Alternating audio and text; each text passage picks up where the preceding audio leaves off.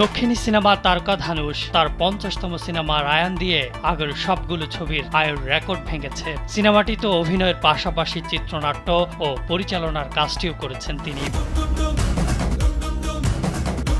Ryan সিনেমার মধ্য দিয়ে তার ক্যারিয়ারে যুক্ত হলেও সর্বোচ্চ আয়ের ওপেনিং ডের তকমা। প্রথম দিনেই সিনেমাটি আয় করেছে 12,50,00,000 রুপি।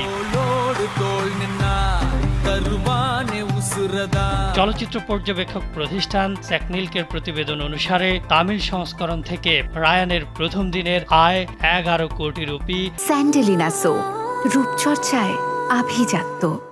আর তেলুগু সংস্করণ থেকে 1,50,00,000 রুপি আয় করেছে সিনেমাটি। এই সিনেমাটি মুক্তির আগে 2021 সালে ধানুষের কার্নান সিনেমাটি প্রথম দিনের আয় ছিল 10,40,00,000 রুপি। রায়ান সিনেমাটি মুক্তির পর সবচেয়ে বেশি দর্শকদের উপস্থিতি ছিল চেন্নাইয়ে। এরপর রয়েছে পন্ডিচেরি, মুম্বাই, বেঙ্গালুরু ও দিল্লিতে। হিন্দিভাষী অঞ্চলগুলোতেও সিনেমাটি নিয়ে দর্শকদের মধ্যে রয়েছে আগ্রহ। সিনেমার গল্প মূলত রেস্টুরেন্টের এক মালিককে কেন্দ্র করে, যিনি গ্যাংস্টারের বিরুদ্ধে প্রতিশোধ নিতে দৃঢ় প্রতিজ্ঞ।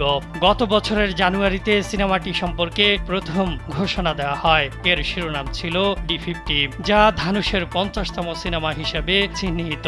সিনেমাটি মুক্তি পায় 26 জুলাই। এই সিনেমাটি আসা পর্যন্ত ধানুষের সফলতা কম নয়। এর মধ্যে পেয়েছেন 4টি জাতীয় চলচ্চিত্র পুরস্কার, 2টি সেরা অভিনেতা বিভাগে আর 2টি প্রযোজনার জন্য।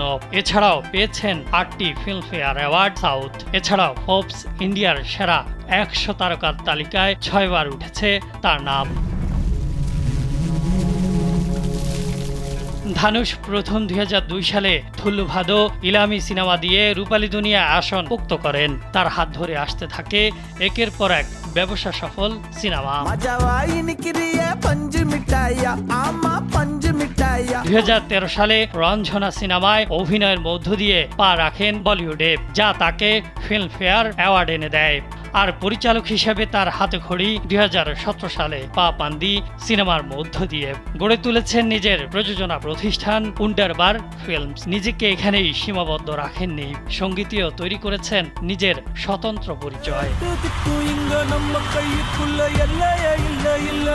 2011 সালে হোয়াই দিস কোলাবেরিডি গানটি প্রথম ভারতীয় সঙ্গীত হিসেবে 10 কোটি ভিউর মাইলফলক অতিক্রম করেছে ইউটিউবে।